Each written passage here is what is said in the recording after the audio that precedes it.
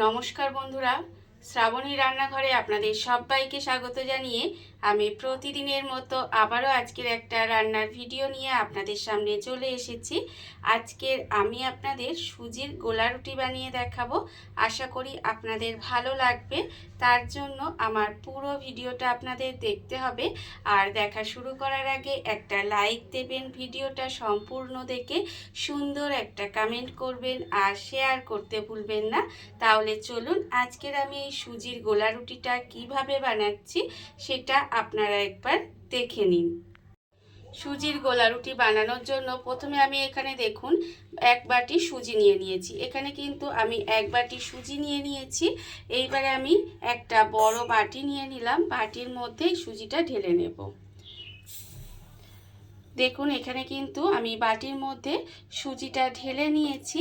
এইবারে আমি যে বাটি মেপে সুজিটা নিয়েছি সেই বাটি মেপে কিন্তু আমি এখানে দিয়ে দেব টক দই। এখানে দেখুন এক বাটি সুজির জন্য আমি হাফ বাটি কিন্তু ফ্রেশ টক দই দিয়ে দিচ্ছি। এবারে এখানে দেখুন টক দই দিয়ে দিলাম।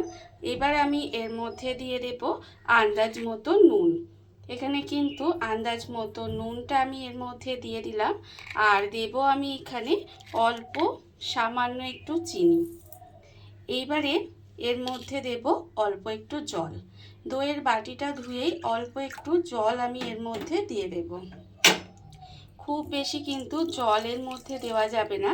আমি এখানে অল্প একটু জল দিলাম, দিয়ে এবার এটাকে খুব ভালোভাবে মিশিয়ে দেব। এটা কিন্তু খুব ভালোভাবে এইভাবে একটু মিশিয়ে দিতে হবে যাতে দইটা আর সমস্ত কিছু খুব ভালোভাবে মিশে যায়। আপনারা কিন্তু এই রেসিপিটা টিফিন হিসাবে খেতে পারেন, বা রাতের ডিনারেও কিন্তু এটা বানিয়ে খেতে পারেন, বা স্কুল অফিসের টিফিনেও কিন্তু এটা বানিয়ে দিতে পারেন। দেখুন আমি কিন্তু এখানে হাফ বাটি মতো জল আমি এর মধ্যে দিয়েছিলাম। যে বাটি আর কি মেপে সুজি আর দইটা দিয়েছি সেই বাটিটা মেপেই কিন্তু জলটা দিচ্ছি। এখানে আরও হাফ বাটির মতো জল আমি এখানে দিয়ে দেব। দিয়ে এবার এটাকে খুব ভালোভাবে মিশিয়ে দিতে হবে। তবে অল্প অল্প জল দেবেন, একেবারে কিন্তু অনেকটা জল দেবেন না। এটা কিন্তু একদম পাতলা হবে না, তাই এইভাবে অল্প অল্প করে জল দিয়ে এটাকে মিশিয়ে নিতে হবে। দেখুন এখানে কিন্তু যে যে বাটিটা মেপে দিয়েছিলাম সেই বাটিটা মেপেই কিন্তু প্রায় এক বাটির একটু বেশি জল দিলাম। এবারে এটাকে খুব ভালোভাবে একটু সময় নিয়ে এটা মিশিয়ে নিতে হবে। দেখুন এটা কিন্তু এইভাবে একটু মিশিয়ে নিচ্ছি। এইভাবে খুব ভালোভাবে একটু মিশিয়ে নিতে হবে। সুজির মধ্যে টক দই, নুন, চিনি আর জল দিয়ে এইভাবে কিন্তু আমি একটু সময় মিশিয়ে নিয়েছি। আর এখানে কিন্তু আমি আগেই বলেছি যে বাটি মেপে আমি সুজি টক দই দিয়েছি সেই বাটি মেপেই এক বাটি আর একটু বেশি, মানে আর একটুখানি আর কি 1.5 বাটির কম জল লেগেছে। দেখুন প্রথমে কিন্তু এইটুকু জল দিয়ে এটা আমি খুব ভালোভাবে মেখে নিয়েছি। মাখা হয়ে গেছে। এইবারে আমি এটাকে এইভাবে একটু ঢাকা দিয়ে রেখে দেব। এতে কি হবে, সুজিটা একটু ফুলে যাবে। আমি কিন্তু প্রায় 15 মিনিট মতো এইভাবে একটু ঢাকা দিয়ে রেখে দেব। সুজির ব্যাটারটা আমি দেখুন এইভাবে ঢাকা দিয়ে কিছুক্ষণ রেখে দিয়েছিলাম।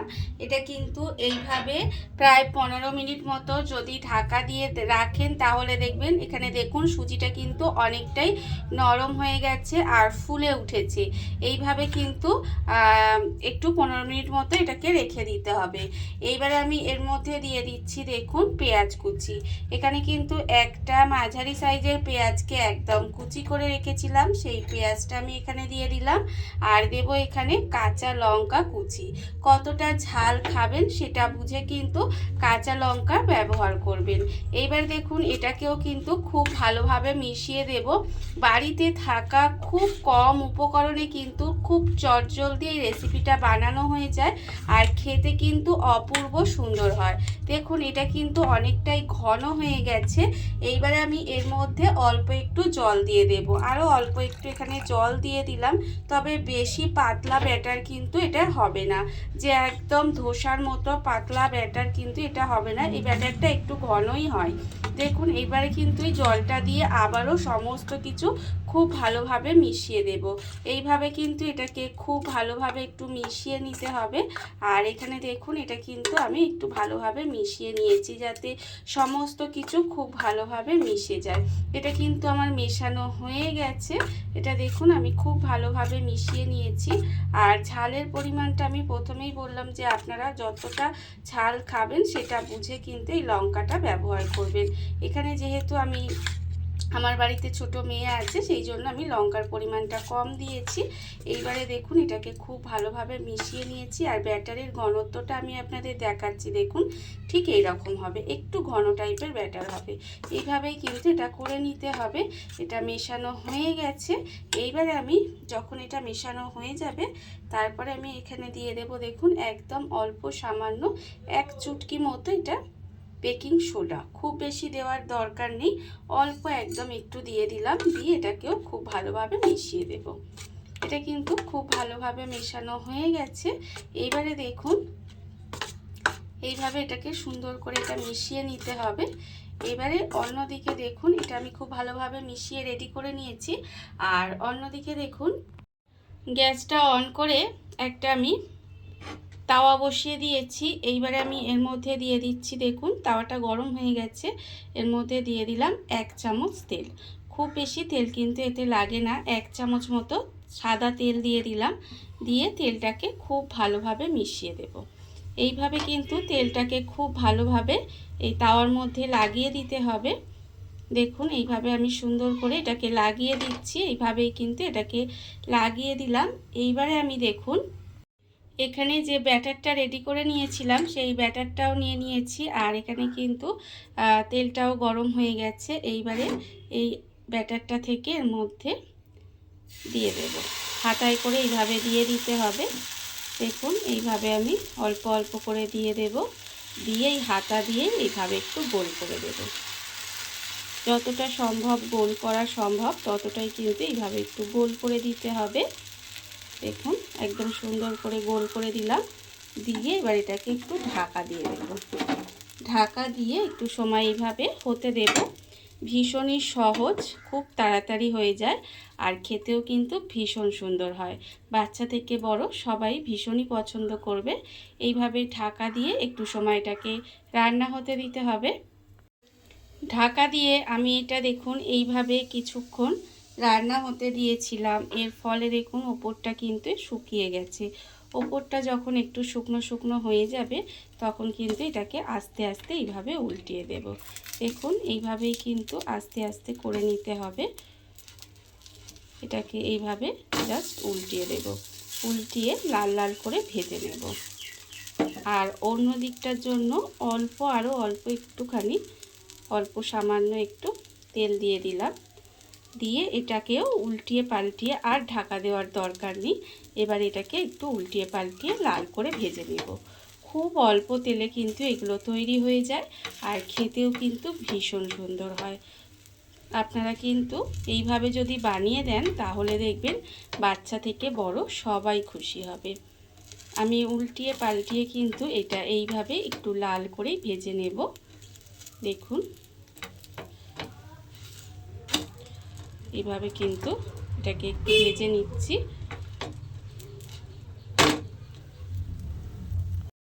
উল্টিয়ে পাল্টিয়ে আমি এগুলোকে দেখুন লাল লাল করে ভেজে নিয়েছি। আর এগুলো কিন্তু একটু লাল করেই ভেজে নিতে হবে। এটা আমার এখানে ভাজা হয়ে গেছে। এবারে আমি এটাকে আলাদা করে তুলে রেখে দেব। এটা কিন্তু আমি এখানে আলাদা করে তুলে রেখে দিলাম। আর এর মধ্যে কিন্তু আরও অল্প সামান্য একটু তেল দিয়ে দিলাম। খুব অল্প সামান্য একটু তেল দিয়ে আবারও কিন্তু তেলটা খুব ভালোভাবে এখানে লাগিয়ে নেব। এইভাবে একটু লাগিয়ে নিলাম। এইবারে এর মধ্যে দেখুন আমি কিন্তু আবারও অল্প অল্প ব্যাটার দিয়ে দেব। এইভাবে অল্প অল্প করে ব্যাটারটা দিয়ে দিতে হবে। ঠিক প্রথমবার আমি যেরকম আপনাদের দেখিয়েছি ঠিক একই রকমভাবে কিন্তু প্রত্যেকটা বানিয়ে নিতে হবে। এইভাবে অল্প করে দেব, দিয়ে আমি কিন্তু হাতার পিছন দিক দিয়ে একটু ছড়িয়ে দেব, তাহলে পুরো একদম গোল হয়ে যাবে আর দেখতেও সুন্দর লাগবে। দেখুন এইভাবে আমি গোল করে দিয়েছি। এবার আবারও কিন্তু একটু সময় এটাকে ঢাকা দিয়ে হতে দেব। আর এইভাবেই কিন্তু আমি প্রত্যেকটা গোলা রুটি বানিয়ে নেব। দেখুন বন্ধুরা, বাড়িতে থাকা কত অল্প উপকরণে কত অল্প সময় কত সুন্দর একটা সুজির গোলা রুটি তৈরি হয়ে গেছে, আপনারা দেখতেই পেলেন। আর এটা কিন্তু খেতে ভীষণ সুন্দর হয়। এইভাবে আপনারাও একদিন হলেও বাড়িতে বানিয়ে দেখতে পারেন। আর এই ভিডিওটা যদি আপনাদের ভালো লেগে থাকে, আপনারা আমার চ্যানেলটা সাবস্ক্রাইব করে এইভাবে আমার পাশে থেকে যেতে পারেন। তাহলে চলুন আজকের ভিডিওটা এই পর্যন্তই। নমস্কার।